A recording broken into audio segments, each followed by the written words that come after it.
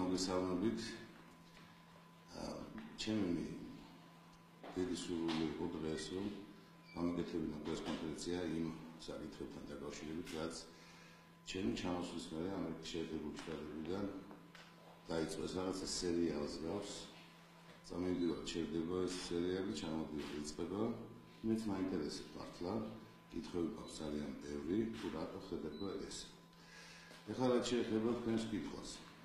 იმასთან დაკავშირებით, რომ პრესაში და ტელევიზიით გავრცელდა ინფორმაცია იმასთან დაკავშირებით, რომ კონტროლის პალატამ, რომელიც ხაზს უსვამს, ჩემი მოთხოვნით შევიდა, ამის დამტკიცება ძალიან მარტივია, იმიტომ რომ მე მიმართე წერილობით პარლამენტს, რომ ცვლილება შეიტანა კონტროლის პალატის გეგმა გრაფიკში და შეემოწმებინა ჩემი მოღვაწეობის პერიოდი ვეტერანებში. ეს იყო ჩემი ინტერესი. რა თქმა უნდა, შეიძლება იყოს სხვის ინტერესიც, მაგრამ ჩემი იმიტომ რომ ერთხელ და სამუდამოდ მithმა საგანი აღარ გამხდარიყო და ეჭვის საფუძველი. თუმცა, როგორც ხედავ, ეს პროცესი კიდევ იზრდება და ახლა დაიწყო საუბარი სიცხის სამართლის ნიშნები, დანაშაულის ნიშნები შეიმჩნევა.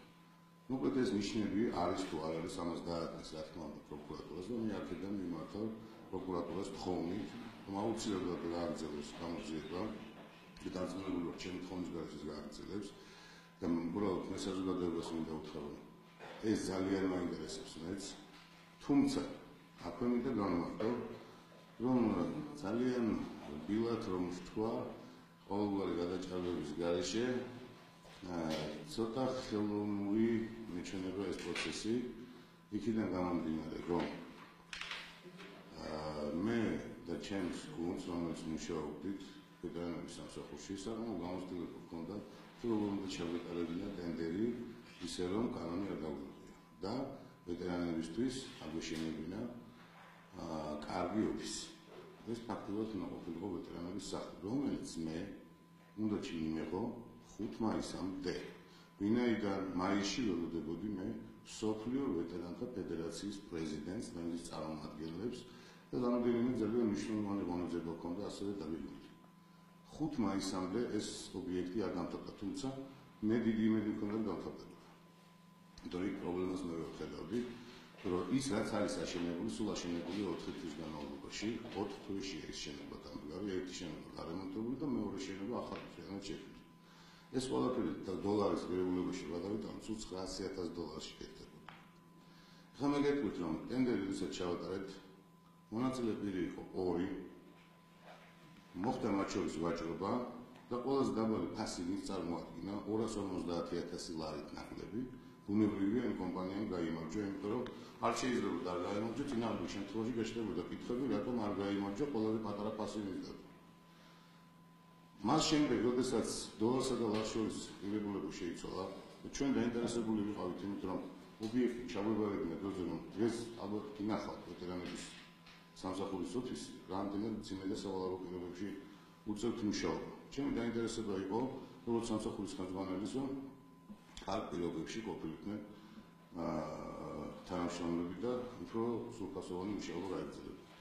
მოგეხსენებათ, მაშინაც იყო საუბარი შეფიაშვილი თავის ოფისი იზადებს, მაგრამ მე საკრებულოს შენობას გავარემონტე, საკმაოდ დიდი წვლილი მიმიწევს იმ საკრებულოს გარემონტებაში და დღეს საამაყო შენობა აქვს ქალაქს, მაგრამ მე შენით აღარ შევსულა საერთოდ. არც ვეტერანების სამსახურის ოფისში აღარ შევდები, იმიტომ რომ დირექტორი შენობის ჩაბარების გადაიღო მარტის ბოლოს. შენობის ჩაბარების გადაიღო მაისში.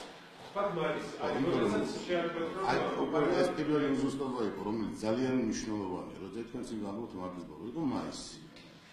მაგრამ მე რომ მომისმენთ, როდესაც ჩვენ ვსაუბრობთ ჩემებთან, მას გავუგზავნებთ ჩვენ პატარა და ობიექტს ვიბარებით მაისში.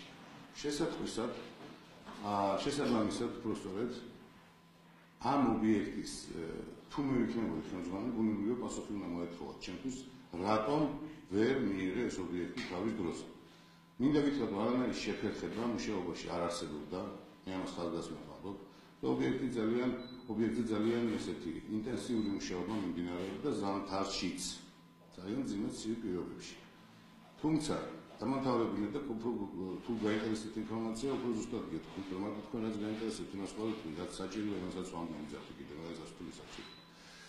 აქ არის ერთი რამ, რომ ობიექტი, რომელიც მაისშია ჩაბარებული იყო, ჩვენ ამ შემებელს მივეცით წინსწრებით, ანუ საავანსოდ თანხა.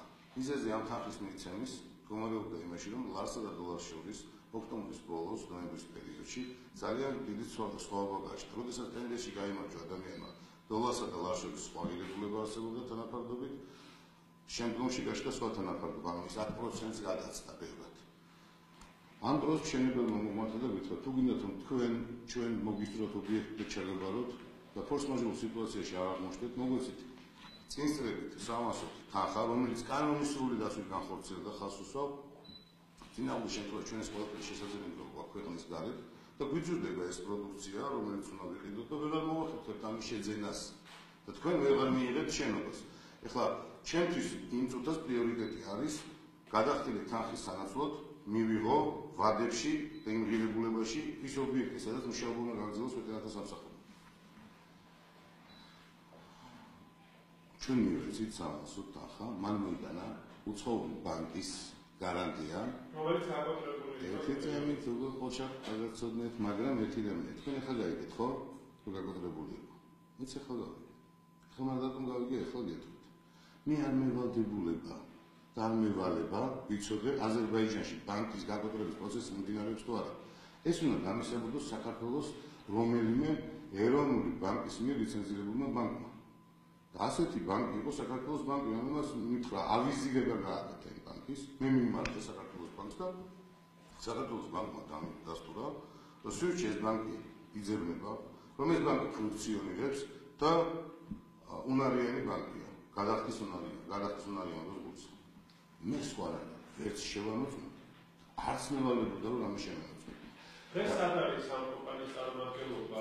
ეს უკვე ამ კომპანიის წარმომადგენლობა სადაც ამ შემთხვევაში ხელს მან მისი ბრალია რომ ეს ბანკი გაკონტროლებული და მან მოგაწოდეს ბანკის ბრალია საქართველოს ბანკის არა განსა ეს უყურეთ როგორი არის საქმე ეს არის ბანკის ბრალია გაკონტროლება კომპანია რაშუაში ხო მაგრამ ვიღაცას თქვენ თვითონ შეეწყობინებია ის ან იმან რა იცოდა ვინც მოიტანა ბანკის რატომ უნდა ცოდნოდა ამ ვალდებულება ქონდა ვინმე თქვენ შეეწყობინებია არანაირად არც მე არ მქონდა ვალდებულება გამოძიება ჩამეტარებინა უბრალოდ მე მქონდა ერთი ვალდებულება რომ საქართველოს ქართული ბანკის მეშვეობით რომელიც ვალდებულებას იმ გადახდა არ გადახდის შემთხვევაში კი არ იღებდა უბრალოდ ის ადასტურებდა რომ ეს ბანკი არსებობს და ბანკი რომელიც შესაძლებელი რომელიც მიმართავს მიმდინარეობს გაკონტროლების პროცესი თურმე ისევნება სისტემაში ისე როგორც მოქმედი ბანკი ამ გაკონტროლების ფერმა შეიძლება მიმდინარეობდეს მაგრამ ეს არ ნიშნავს რომ ბანკის ლიკვიდაცია მოხდება შეიძლება ბანკი გაკონტროლების პროცესიდან გამოვიდეს და შეიძლება არ გამოვიდეს ასევე ეს ბანკი გაუქმებულად არ ითვლება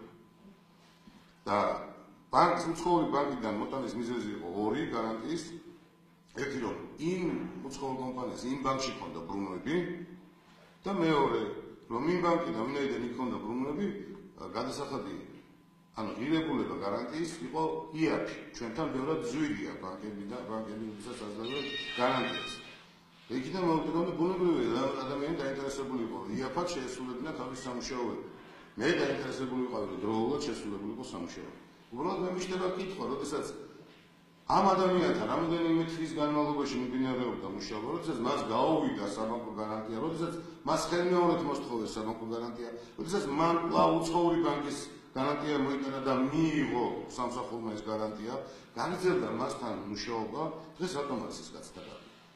მე ვერ ვიგებ ამას, თუ რამდენიმე თვე მას ნახულობენ, თუ დაინახეს რომ ვერ იხდის, არ იხდის, რაღაც შეფერხება ამაზე მე მაგალითად დროულად ვიმოქმედები და დროულად ჩავაყენებდი სამართალდამცავ ორგანოებს იმასთან დაკავშირებით ინფორმაციას მივცემდი რომ რაღაც პრობლემას მithnis ეს ორგანიზაცია ეს ჩემი წასვლის მერე კი არ გაქრა ეს ორგანიზაცია ის ორგანიზაცია რამდენიმე თვის განმავლობაში 5 თვის განმავლობაში კიდევ აგრძელებდა მუშაობას იქ იყო რაღაცა გაუგებრობები როგორც მე ზუსტად არ ვიცი შეგნებულად არ დავიცავ ხოლმე ჭორაობას მაგრამ ფაქტია რომ ეს ადამიანი ეს ორგანიზაცია აგრძელებდა თანამშრომლობას ვეტერანთა სახელმწიფო სამსახურთან. სამწუხაროა, რომ ერთი წლის განმავლობაში მე რაც ამოსული ვარ, იქ ვერ დასრულდა სამუშაოები. ვერ დასრულების გამო გარემო ბუნებრივმა პირობებმა ძალიან დააზიანა დაუმთავრებელი შენობა და ბევრად გაძვირდა მისი დასრულება. ანუ 370 ლარიდან მისი გარემონტების ხარჯები გაიზარდა 1,375,000-ად. ეს გადასტურდა. იმიტომ რომ ჩვენ როგორ ვაკეთებთ სამასო ღირებულება რომ ქონა გადახდით, როდესაც ის მოიტანდა ფორმა 2-ს და დავუშვათ 200,000-ის შესრულება. 100,000 უთვლით სამასო ღირებულებაში, იმისთან გამოვხდათ და საბრუნავს ახსარს, რომ გაეგრძელებინა მას მუშაობას 200,000 ურცხავთ. აი ეს პროცესი როგორ მიმდინარეობდა, მე არ ვიცი და ამიტომ მინდა ესეთი აზრი გამიშთა გუშინდელიდან გამომდინარე, რაც მე ვისმინე ტელეეთერიდან, რომ არ გაჩნდეს კითხვები ვეტერანებს შორის, რომ თითქოს რაღაცა შიდა დაპირისპირება ვეტერანთა ოჯახში არსებობს.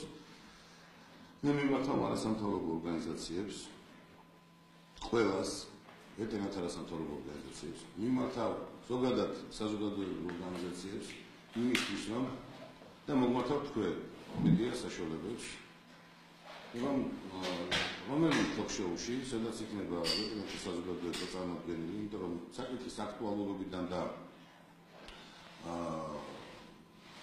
საკითხის სკანდალურობიდან ასე რომ ვთქვათ, თუნდაც ბევრი კითხვა და მოსაზრება არსებობს და ეს ყველაფერი რომ რეალობაში იყოს, ყველასთვის რომ ეს გასაგები იყოს, ყველასთვის რომ ყველა კითხვაზე პასუხი იყოს გაცემული. როგორც მე იგივე ვეტერანს მეც მაინტერესებს მაქვს კითხვები და მჭირდება პასუხები და როგორც ვიღაცას სჭირდება ჩემთან აქვს კითხვები და მე ჩემგან სჭირდება პასუხები მზად ვარ.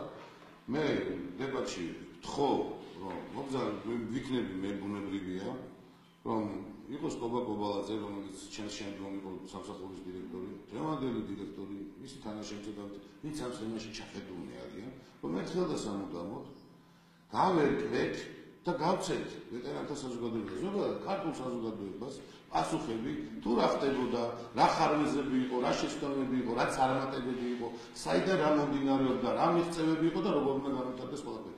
ჩემი გადადგომის შემდეგ მე პრემიერ-მინისტრ გიორგი კვირიკაშვილს მივწერე წერილი და უთხარი რომ ჩემი გადადგომის მიუხედავად მე მზად ვარ როგორც რიგითი ვეტერანი, ჩემი განმარტება, ჩემი კავშირები, ჩემი ურთიერთობები გავაგრძელო იმ რა ქვია კუთხით რომ ხალხში დაუდგე ჩემ შემდგომ ვინც მოვიდა სამსახურის ხელმძღვანელად და რომ სამსახურმა შეუფერხებლად განაგრძელოს საქმიანობა ყველა დაწყებული პროექტის მიმართულებით რომელიც დაწყებული. თქვენ საუბრობთ ახსენეთ რომ ცოტა ხელოვნურად გეჩვენებათ ის რაც დღეს ხდება. ხელოვნურობაში რა შეხედავთ? ანუ პრობლემა არ არის და ვიღაცების ინტერესებში შეხედავს. ხო, იცით რა არის? ეს დასკვნა და ეს რამდენიმე თვია, მაგრამ რამდენიმე თვის განმავლობაში მოგესალმებით მე მოვაწვევ ამერიკის შეერთებულ შტატებში ვარ ქართულ-ამერიკული რესპუბლიკური ალიანსის საქართველოს წარმომადგენლობის ხელმძღვანელი და საკმაოდ ინტენსიური სამუშაო გვაქვს სხვადასხვა მიმართულებით, სოციალურ ქართული ემიგრანტების, სოციალური თემი და ასე შემდეგ ვარ დაკავებული, მაგრამ ჩემი ჩამოსვლის მიზეზია სწორედ ამ საქმიანობის აქ ამ მუშაობას ეხება და უბრალოდ ჩემს გაუგებარი იყო, მაინც და მაინც აკეთება ხოლმე ჩემი გამოჩენა და ვიღაცას ეწება ელექტრონიკი არ გავიგე. უბრალოდ მითხრას მაინც რა აინტერესებს რა და ის გამოაქვს ესეთი შიშები, კითხვები, გაუგებრობა, მაგრამ ჩემი სახელის და ავტორიტეტის შელახვის უფლებას მე არავის არ მივცემ, იმიტომ რომ მოსკოვის ბოსტონში ყვების სროლა ძალიან იოლია. ყველა თავის გასამართ ბოსტონს მიხედავს, იმიტომ რომ მე მაქვს მეთქი ვამბობ კითხვები, თუ დღეს ბატონო კობალაძე ახსენა გუშინ რომ მრავალ მილიონიანი ბიუჯეტი ბუნებრივია უნდა კონტროლის პალატას შეემოწმებინა. დიახ, უნდა შეემოწმებინა და ეს ჩემი წერილობითი კითხვების საფუძველიც იყო, რომ შემოვიდა კონტროლის პალატა. თუმცა ეს მინდა გავახსენო საზოგადოებას, რომ მრავალ მილიონიანი ბიუჯეტი როგორ გახდა. მრავალ მილიონი მივედი სამსახურში 800,000 ლარი ქონდა ბიუჯეტი სამსახურში. მე გახდა 8 მილიონიანი ბიუჯეტი. ამ 8 მილიონს არავინ არ მოსცემდა ეკაში ხეების ლამის პოლების გა. ეს მიეცა იმიტომ რომ პირველად ჩვენ ჩავატარეთ კვლევა ვეტერანებში 58,000 ვეტერანს მიუვიდა კითხვარი და პირველად ვეტერანებმა მიიღეს ბიუჯეტის დაგეგმაში და პრიორიტეტების გაწესებაში მონაწილეობა. აი რას მინდა ხაზი გავუსვა თვითონ ვეტერანები. ამის შემდეგ ჩვენ შევიმუშავეთ სტრატეგია. ამ სტრატეგიის სიას მივყვებოდით ჩვენ ნაბიჯ და ამ სტრატეგიის ქვეშ შექმნილი პროექტები და პროგრამები, რომელიც საფუძველზეც მოვითხოვეთ სახელმწიფოსგან, მთავრობისგან ბიუჯეტის გაზრდა კონკრეტულ მუხლებში, კონკრეტულ პროექტების დასაფინანსებლად და მივიღეთ ეს დაფინანსება. და როდესაც საუბარია შემდგომ და ყველაზე მწვავე და ყველაზე ძალიან ჩემთვის მიუღებელი, რბილად რომ ვთქვა, არის ის, რომ შიხიაშვილმა უცხოურ ორგანიზაციას გადასცა სიები ქართველი მებრძოლების საიდუმლო ინფორმაცია. ვიღაცა ამას მომისმას ითქოს, რომ შიხიაშვილი უცხოურ ორგანიზაციის აგენტი გამხდარა, გადასცემს ახლა დაუფარავად იქ ინფორმაციას და არ ადარდებს ქართველი მეომრების შესახებ. ეხლა ადამიანს რომელსაც ყველა ჩემი ქვეყნის ტერიტორიულ ბრძოლაში მაქვს მონაწილეობა მიღებული და მზად ვარ დღესაც დაუფიქრებლად ყოველგვარი გაჩერების გარეშე თავი გავწევ ჩემი სამშობლოსთვის, როგორც ყველა ნორმალურ ადამიანს შეუძლეს. ამ დროს ასეთ რამეს საუბრობ და მინიშნებს აგეთებ თითქოს ვიღაცას მე რაღაც გადავეცი უკან, ეს ხო ძალიან ცუდი ამბავი. ამიტომ უნდა ვეტერანების საზოგადოება შეეკრიბოს და იქ გაეცეს პასუხები. მინდა გითხრათ რა იყო ეს რა გადაცემა რას ნიშნავს. მე არაფერი არ გადავიცი. თვითონ ვეტერანმა თვითონ გადასცა თავის პერსონალური ინფორმაცია. ან დაურიგდა კითხვები, ან სატელეფონო ზონის შემთხვევაში მიმდინარეობდა ჩაწერა ინტერვიუსი და მას შემდეგ მოხდა მათი ამ ინფორმაცია და მიზანი არ გადაცემს ინფორმაციას მდგომარეობს და იმაშინა. ჯორჯია ხო ვეტერანს, რომელიც დააფუძნა ფორტუნა ჰოლდინგმა, რომელმაც ბატონი ბიძინა ივანიშვილის ხარდაჭერით საპარტნიორო ფონდისგან მიიღო 200,000 დოლარი და გააკეთა ფიზიბილიტის სტატიამ საზღვისპირა რეგიონებში ვეტერანების დასახლების პროექტი, პროგრამა უпроსორეთ და ჩვენ ვინოდა რატომ? შეხო ამას ვიღაცამ თქვა რომ სამთავრობამ უარი თქვათ. თითქოს ეს ხალხი ხო. ეხლა მე ასეთი განცხადება მთავრობისგან არ გამიგია. კიდევ ერთხელ ბიძინა ივანიშვილმა გამოყო თანხა. პრემიერ-მინისტრმა თავისი კაბინეტი ძალიან დიდი მხარდაჭერა გალიბაშვილის გულისხმობ.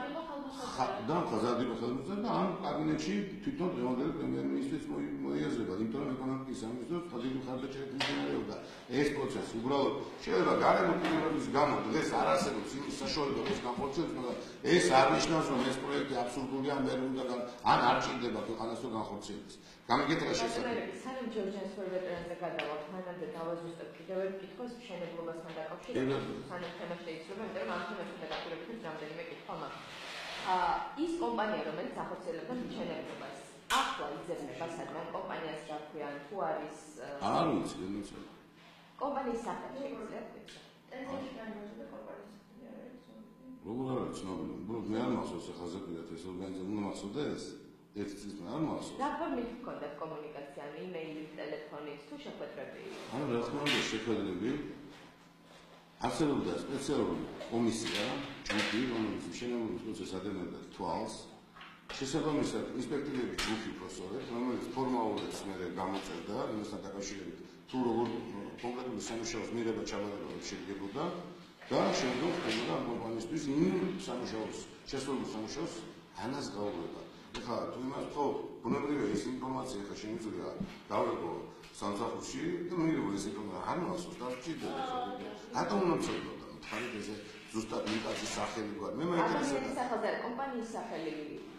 ეს აზერბაიჯანში. მედია იმ კომპანიასაც უნდა დაუკავშირდეს რა თქმა უნდა, რომ პასუხი მოხდეს. თუმცა ინფორმაცია გავრცელებული იყო ტელევიზიითაც და გავრცელებული იყო პრესითაც. მე შეიძლება იძლევა თუ არა ის საშუალება შესაძლებლობა თქვენებო ფიქრობთ რომ პროკურატურა დაინტერესდება. მე როგორც ნახეთ კონტროლის პალატის დასკვნაში წერია რეკომენდაცია. იქ არ წერია შესაძლებლობის დანაშაული. მე არ გამიგითხავს ეს დრამა რა. თუ ასეთი რამე ვინმეს მე მაგალითად თხოვმით პირიქით პროკურატურას რომ დაინტერესდეს ამ საქმით და ნახოს არსებობს თუ არა დანაშაულის ნიშნები და თუ არსებობს ბუნებრივია უნდა გამოიწვიოს და თუ საჭიროა ნებისმიერ ადგილს ნებისმიერ დროს მე მზად ვარ მივიდე და ჩემი შესაძლებელი პასუხი გავწევ. ან რა კითხვაზე მესვისთვის? რა თქმა უნდა. რატომ არ უნდა მივიდე? რა პრობლემაა? და იცით რა ძალიან საქმეს რო აგეთ პასუხისმგებლობის ხომ უნდა იყოს რა იმის. რა პრობლემაა? იმიტომ რომ მე ხო ვიცი რაც გავაკეთე. და კიდევ ერთი ძალიან მნიშვნელოვანი მომენტია რომ ტენდერი რომელიც ანუ მე არ უნდა ვამტკიცო რომ მართალია. მე უნდა და მისამართოს ვიღაცამ რომ რაღაც დავაშავო, ხო? მე ვალდებული ვარ ნოხოდო კანონის შესაბამისად. აი შენ რომ უნდა გწოდნოდა, ანუ მე ის რაც არ უნდა გწოდნოდა, ის არ ვიცოდი. შეიძლება გწოდნოდა. ანუ არ შეიძლება ვიცოდნოდა აზერბაიჯანში რომელი ბანკი კოტდება და არ კოტდება.